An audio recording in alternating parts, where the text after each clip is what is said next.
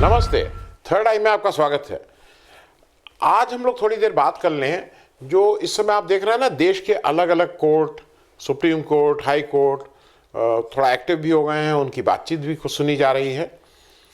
तो तीन चीज़ें ले लें। अच्छा, मुझे एक चीज़ का जवाब अभी तक नहीं मिल पाया है और मैंने बहुत से लोगों से पूछा, जो मेरे कुछ संपर्क में कुछ जज साहब लोग आए। ये सब लोग जब न्याय की कुर्सी पे बैठ जाते हैं तो बड़ी बड़ी बात करते हैं। न्याय होना चाहिए, भ्रष्टाचार खत्म होना चाहिए, घूस नहीं होनी चाहिए, जीरो टॉलरेंस होनी चाहिए। लेकिन आप लोग एक चीज़ बताइए, और ये मैं आपसे इसलिए शेयर कर रहा हूं कि मेन मुद्दे पे आने से पहले आपसे ये भी रूबरू हो जाए। आज तक आप किसी भी कोर्ट में गए हो, चाहे वो तहसील हो और हाई कोर्ट तक हो, मैं सुप्रीम कोर्ट के बारे में नहीं बहुत जानता हूं, आपको जब डेट लेते हैं आप या डेट मिलती है तो एक हाई कोर्ट का नज़ारा नहीं होता है। कोई ऑर्डर होता है तो पीछे से वो होते हैं जो उनके रौब से खड़े रहते हैं, वो भाग के आते नहीं हैं आपके पास। सर सर तो सर क्या करते हैं बताइए? ये कितने लोगों ने नज़ारा देखा है? नाक के नीचे जो पेशकार साहब होते हैं या कोर्ट क्लर्क होते हैं, जो भी होते हैं, वो क्या करते हैं सबको पता ही है। मैं व्यक्तिगत आपको एक वो बता दूं संस्मरण।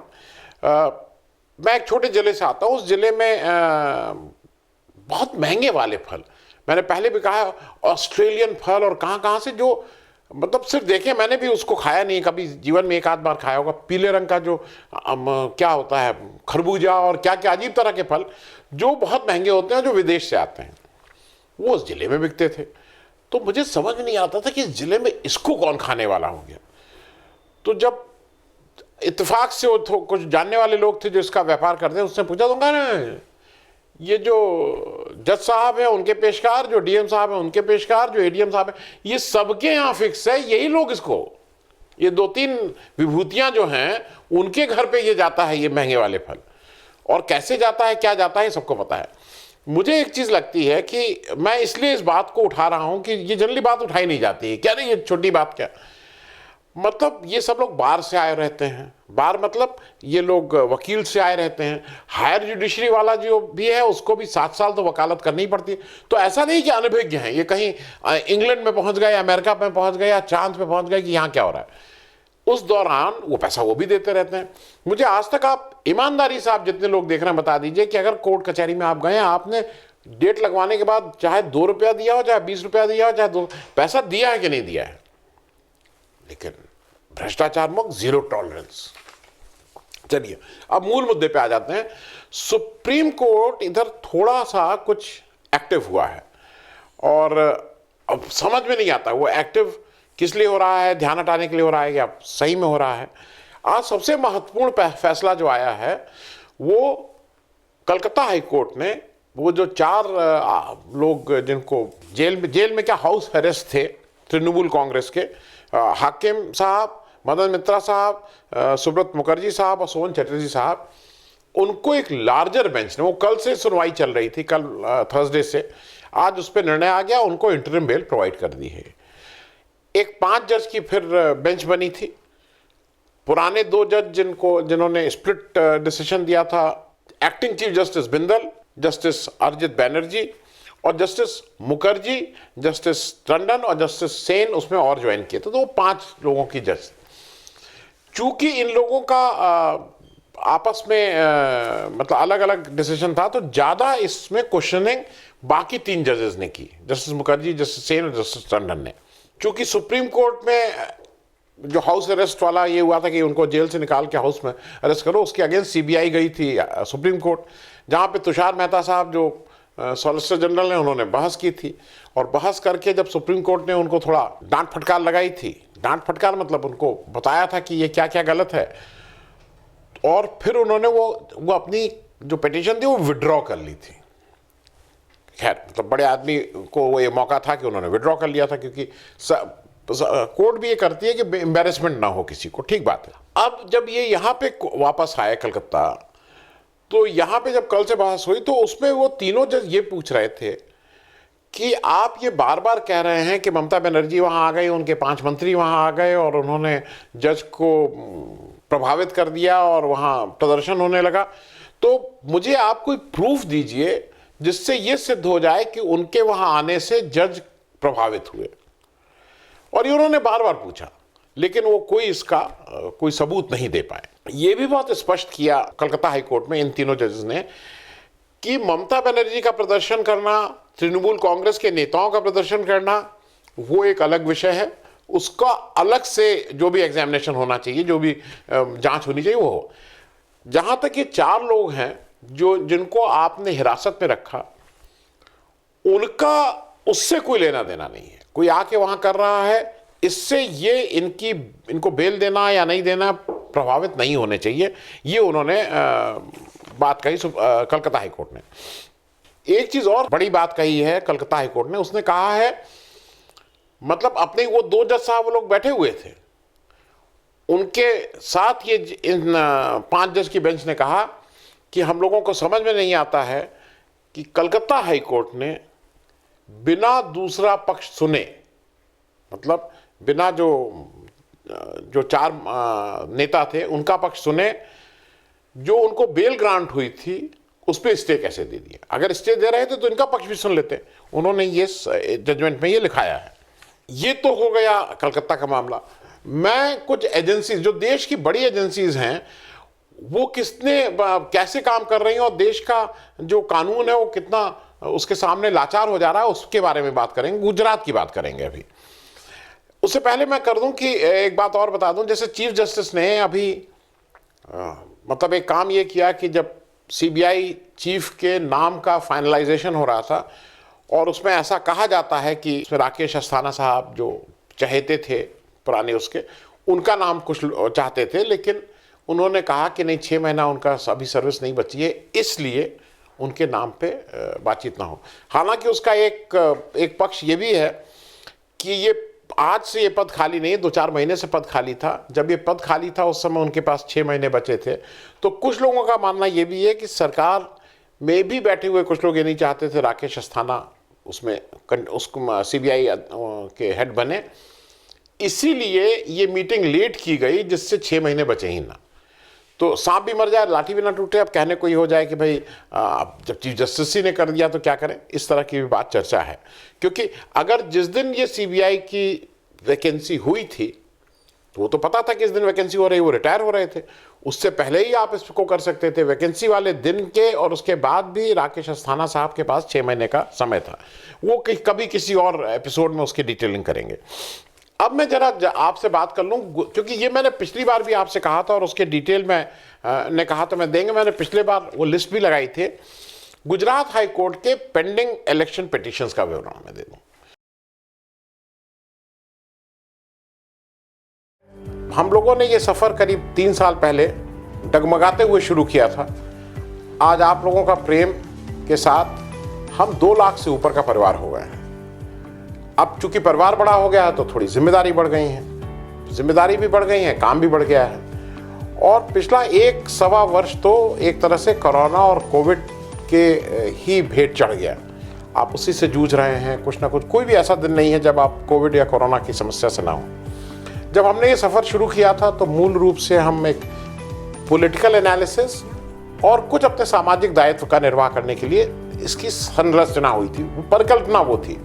लेकिन आज धीरे धीरे नए आयाम जुड़ते जा रहे हैं, नए लोग जुड़ते जा रहे हैं। और अब इस चैनल को स्थायित्व देने के लिए आप सब लोगों से, जो मेरे परिवार के सदस्य हैं, से आग्रह है कि हम एक नई मेंबरशिप स्कीम लॉन्च कर रहे हैं। इस मेंबरशिप स्कीम में 3 कैटेगरीज हैं। एसोसिएट है 199 रुपये के, 199 रुपीज़।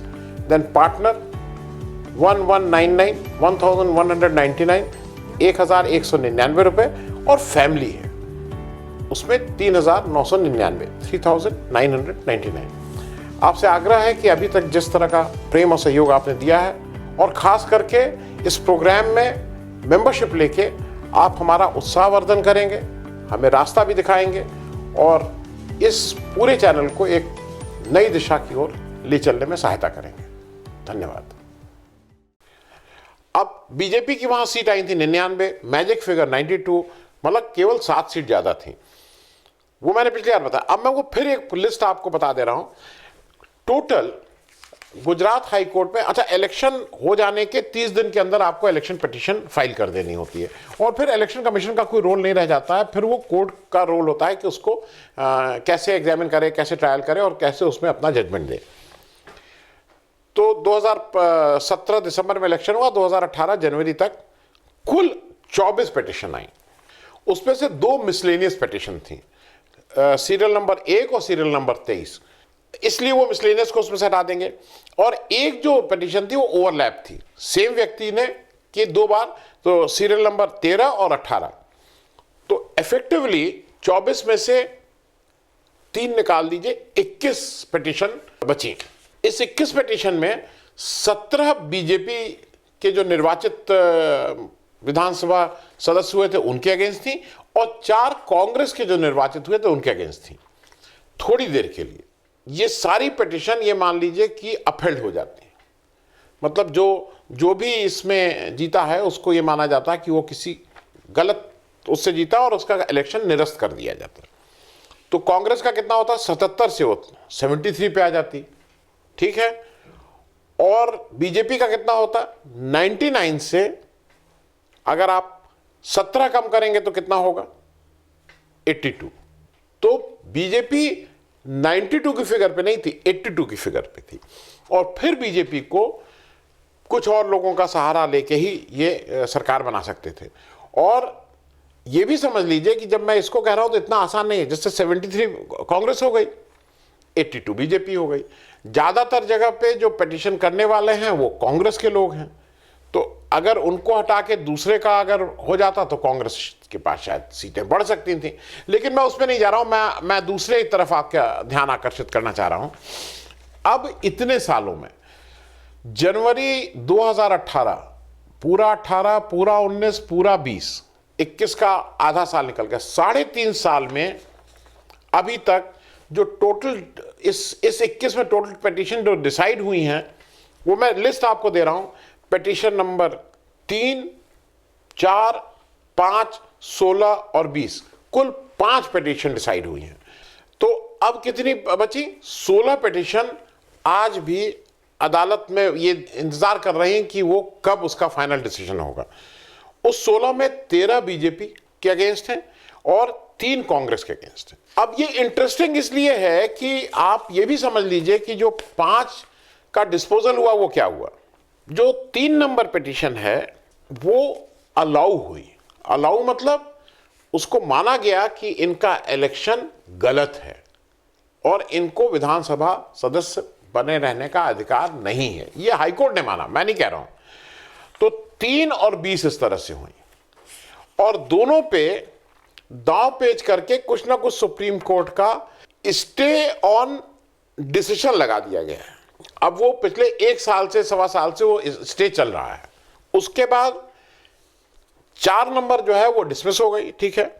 5 नंबर जो है पिटीशन नंबर 5 वो विड्रॉन हुई है, मतलब वो बीजेपी के। अब विड्रॉ कैसे होती होगी, वहां कौन विड्रॉ कराने वाले हैं, वहां कौन सी ताकतें हैं, ये इस पे बहुत ज़्यादा बताने की ज़रूरत नहीं है। आप सब लोग समझते हैं कि कैसे विड्रॉ किया गया होगा और किन किन हालात में उस कैंडिडेट ने उसको विड्रॉ किया होगा।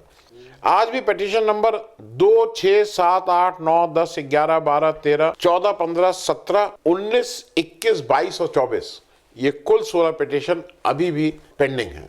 अब आप ये सोचिए, इलेक्शन तो अगले साल होने जा रहा है दिसंबर में। अब अगर इस पे कोई निर्णय ही नहीं दे रहा है हाई कोर्ट, तो इस इलेक्शन पिटीशन एडिशन टाइप, मतलब इस तरह के जो देश में कानून है उसका क्या मतलब है। अगर 3.5 साल बाद भी आप निर्णय नहीं देने की स्थिति में हैं, कार्रवाई नहीं करने की स्थिति में हैं, जहां पे कोई वो नहीं, सारे डॉक्यूमेंटेड एविडेंसेस हैं, तो ये किस बात का कौन से कानून की हम बात कर रहे हैं, और क्या न्याय और क्या चुनाव सुधार की बात होगी। क्योंकि सुप्रीम कोर्ट जो पिटीशन हार रहा है, जिसका वो हो रहा है, उसको रिलीफ दे रहा है।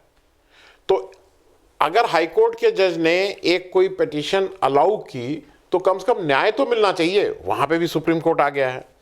दूसरा, वो जब आप जजमेंट पढ़िएगा तो उसमें बिल्कुल साफ साफ है कि इलेक्शन ऑफिशियल्स, अच्छा ये इलेक्शन ऑफिशियल्स वही सब डिस्ट्रिक्ट के ही लोग हैं, आईएएस पीसीएस लोग हैं।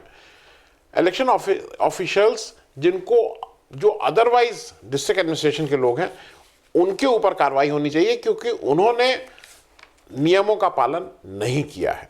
अब इस पे कोई देश में कुछ नहीं है, कोई कानून नहीं है। अगर उन्होंने एक सोचिए किसी गलत किसी तरह से किसी का चुनाव करवा दिया तो उस पर भी तो कोई कानून होना चाहिए। इसलिए ये मैं आपसे शेयर कर रहा हूं कि इस पे भी कुछ विमर्श कीजिए, इस पे भी कुछ चर्चा होनी चाहिए। हम लोग चुनाव में ये करेंगे, चुनाव में पैसे का कम होना चाहिए। अरे भाई जो पिटीशंस आ गई हैं उस पर भी तो कोई निर्णय एक समयबद्ध समय में कर दो। क्योंकि अभी जैसे मैं एक बात बताऊं, मुझे सुन के आश्चर्य होता है, ये सुप्रीम कोर्ट हाई कोर्ट इतनी मारामारी है। आप वैसे भी आपने कोर्ट नहीं ठीक से लग रहे हैं, पिछले 1 साल से नहीं लग रहे हैं, वेकेशन ले लिए हैं और वेकेशन पे पूरी तनख्वाह मिल रही है। मतलब इस समय किसी को वेकेशन लेने का कोई ये समय है? बुरा लगेगा सारे जज साहब लोगों को, लेकिन this is not the time to take vacation. पूरा देश त्राही त्राही कर रहा है। डॉक्टर्स को देखिए, वो वेकेशन की जगह दुगने टाइम काम कर रहे हैं, लेकिन आप वेकेशन ले रहे हैं। तो अंत में फिर से एक बार जुडिशरी की तरफ हम सब लोगों की नज़र है। आप जल्दी से कुछ ना कुछ निर्णय देंगे, इस तरह के केसेस पेंडिंग नहीं रखेंगे, क्योंकि जिससे हमारा लोकतंत्र, अगर आप पेंडिंग रख रहे हैं तो हमारे लोकतंत्र कहीं ना कहीं कमज़ोर हो रहा है। त्वरित न्याय मिलने से कम लोकतंत्र भी मजबूत होगा। धन्यवाद।